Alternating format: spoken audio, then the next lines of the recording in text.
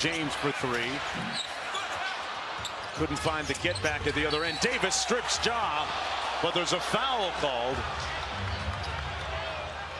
A perturbed Anthony Davis on the whistle will put Ja Morant on the free throw line. That's the second against AD. Oh, that's a foul. Grabbing his head is not allowed. So Ja at the free throw line. Great to see him back on the court. So electrifying. He's changed the feel, at least here in the first half. Obviously, the deficit is still significant. Have there been times that the hand has been a factor? Of course, he's mishandled it. There was a play in transit. He didn't attack LeBron. Like, it's affected him, but his presence has at least given them a little bit of juice here. George, in today's NBA with three-point shots, does getting it under 20 mean anything if you're the Grizzlies? I feel like in today's NBA, the three ball makes it feel like the game is never over. Well, they're going to have a chance here. Under a minute to go. Ja in a rush. Elevates. Got it packed by Vanderbilt. Right out to Kennard. Good closeout by Russell. Kept his hand up. Back out to Aldama from downtown. And the Grizzlies' three-pointers starting to fall here. They're now 5 for 21. And the lead is down to 18. That may sound a little bit absurd, but that's been the story of the first half.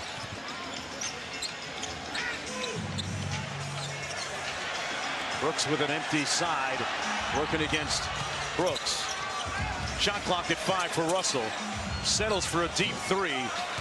And not a great possession that time by the Lakers. The ball stalled out. That's 100. Yes. Grizzlies closing out this half well. Vanderbilt got hit by a screen. Ja got to the rim and drew the foul. Ja has 10 points in this second quarter. You know, speaking with Mo Wells, his trainer, a little bit earlier, as we watch him elevate, they work a lot on deceleration and landing so that he tries to avoid not being able to get the landing gear down and taking hard falls and missing games.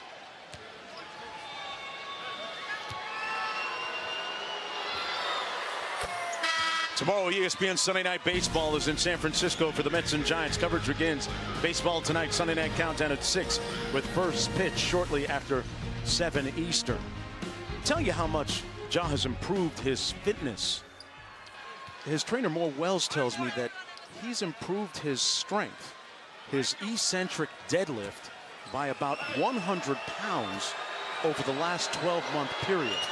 So he still physically hasn't hit his ceiling, which is a scary thought moving forward. 4 seconds to go. Hashimura has had the magic touch. Does he have it again? Strong close to the quarter. He revamped the Lakers' look. They were the team with the best record in the NBA post All-Star break. And Russell with the strip. He was another one that came over in the trade. Reeves open from 3. James with the follow. Wow, LeBron detonating up top. Bain on the blow-by. Jackson Jr. underneath, got the putback. Back down to 16. Yeah, they're going to need Bain, though, Mark. It's been such a monumental struggle for him. Davis on the lob, couldn't finish. Reeves got a hand on it. Jackson got it, knocked by Davis. Great effort, but it goes to Jackson. Loose ball, foul in the backcourt. A wild, frenzied sequence ends in a foul call against the Lakers. That's against Austin Reeves. And that is Anthony Davis that careened into the front row underneath the basket in all of that. And slow to get up.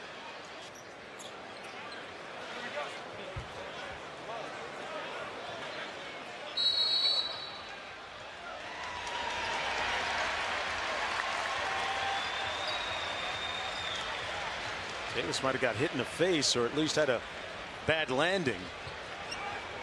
Remember, he left the previous game at one point saying, "I can't feel my arm." The hustle was unbelievable here. Look at the play he nearly makes.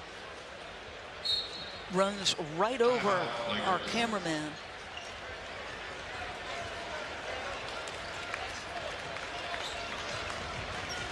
I don't know if he took a shot to the nose from the fan who tried to hold him up.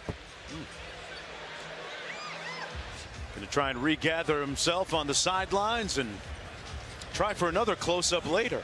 Back after this. Here's a look at the recent sequence. A frenetic one a moment ago. Anthony Davis trying to keep the ball in play. Had a hard landing on the baseline amongst Will Ferrell, the actor, and Jeannie Buss, and came away with a fat, bloodied lip in the fall. Does that feel like the most chaotic 2 minutes? Yes, yes. We're in Hollywood drama, right? My goodness. This is what happens here, I guess. Dillon Brooks ejected a moment ago. I got to be honest with you. If you're Dillon Brooks, you're playing without Brandon Clark. You're playing without Steven Adams. You guys worked your backsides off to make this a basketball game.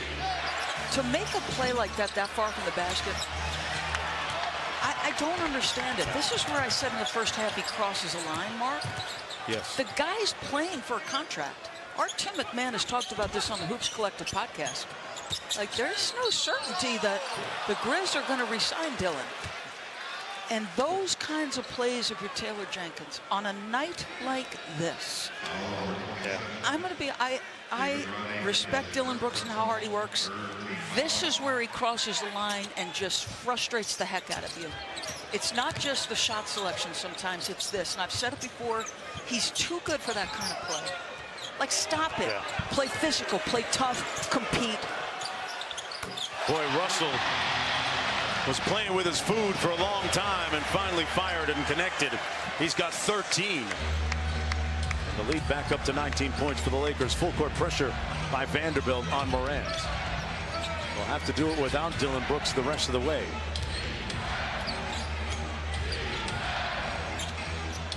Into the corner, Roddy. Tillman back out to Ja with 9 on the shot clock. Ja lost it in traffic. And back the other way, 3-on-1. LeBron taking flight. Oh, set it with his chest. Timeout, Memphis. Flight 6, ready for takeoff. The man who is #1 across points, games, minutes in the playoffs. It's year 20. He doesn't look like it, Mark. Oh, come on.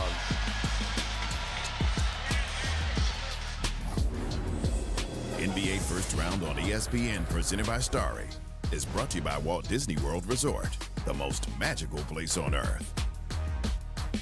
Thrilling moment is driven by Nissan. You know, at some point you expect LeBron James to enter the leathery winter of his career, but he's playing like it's springtime right now, for real.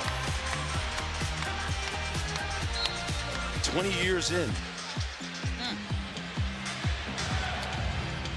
17 points. Could you jump like that? Oh, at about 22, and that was it. There was a brief window there. Jackson off the screen. Davis committing the foul. And Jaren Jackson Jr. will go to the free throw line. Foul's going to go against Anthony Davis. Playing with a bloodied fat lip right now. That's the 3rd foul on him. AD vowed in wake of game 2 that he would play much better in game 3. And so far tonight, he's done that, a double-double. Here's tomorrow's playoff schedule. All game 4s. ABC has Cavs Knicks at 1 Eastern, followed by Kings and Warriors. And then on TNT, it's Celtics Hawks, followed by Nuggets and Timberwolves.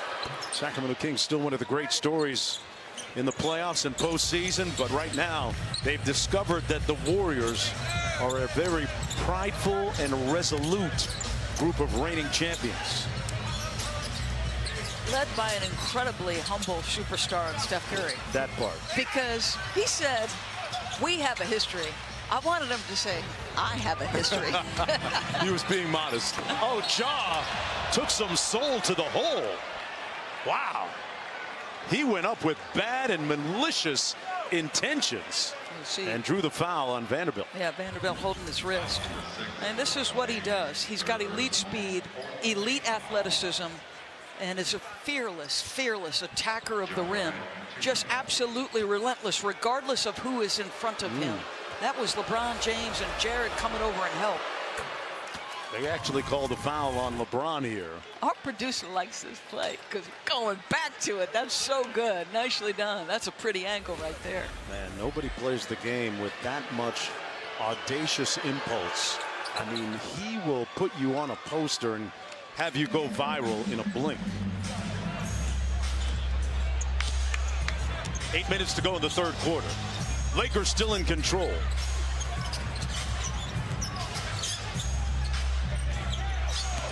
Davis goes quickly this time, spun into traffic. Bain tied him up, and Jackson took it away. We got a foul against the Lakers. And that's going to put Memphis on the free throw line. There's your defensive player of the year. Looks like AD might get an angle, the ability to get a hand on that basketball. You're making Anthony Davis play through your chest. You're not conceding ground, and you somehow get a hand on that. That is pretty. And that's going to be the third foul against Davis. Pardon me, Vanderbilt. Jackson Jr. going to the free throw line. Told us he had a good time celebrating his Defensive Player of the Year award with his teammates and his mother and father as well.